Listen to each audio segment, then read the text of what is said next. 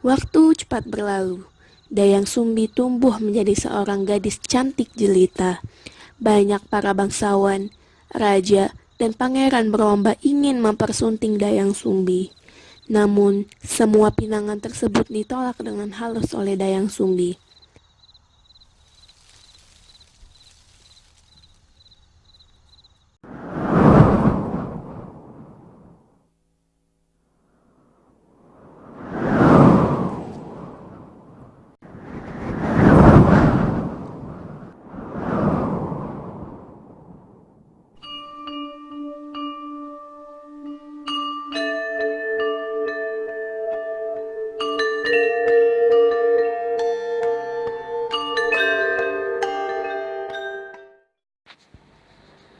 Sumbi, beberapa hari lalu aku sudah bicara dengan ayahmu. Kalau bulan depan aku akan melamarmu.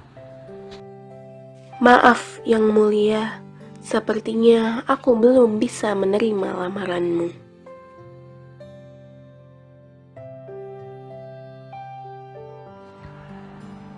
Aku tidak tahu harus bicara apa. Yang jelas bulan depan aku akan melamarmu.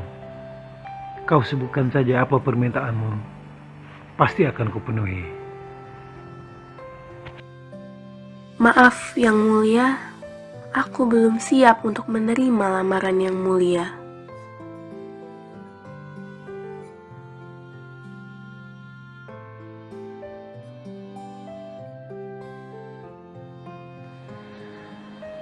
Asam di gunung, garam di laut. Di Priuk kita bertemu. Aku akan melamarmu, Sumbi. Maaf Yang Mulia. Aku masih ingin bebas seperti gadis-gadis lain. Jadi, aku belum bisa menerima lamaranmu.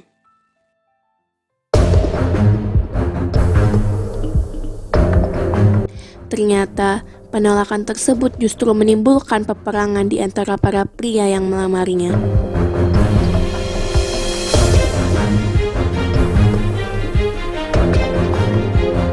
Awas kau Maldaka, beraninya kau rebut Dayang Sumbi dari genggamanku.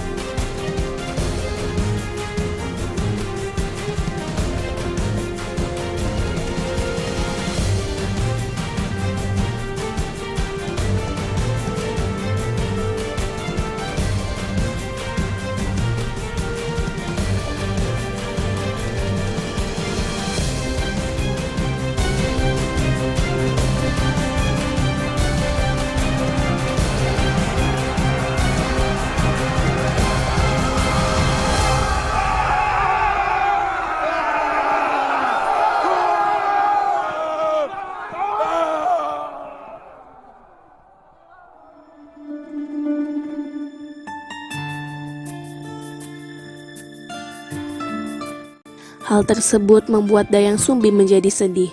Karena merasa sedih, Dayang Sumbi kemudian meminta izin ayahnya, Raja Sungging Perbangkara, untuk mengasingkan diri.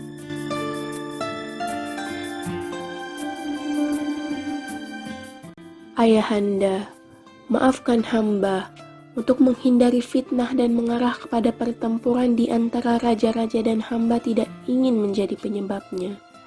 Maka, izinkanlah hamba untuk meninggalkan istana ini. Hamba ingin pergi ke tempat di mana tidak ada seorang pun yang mengetahui keberadaan hamba.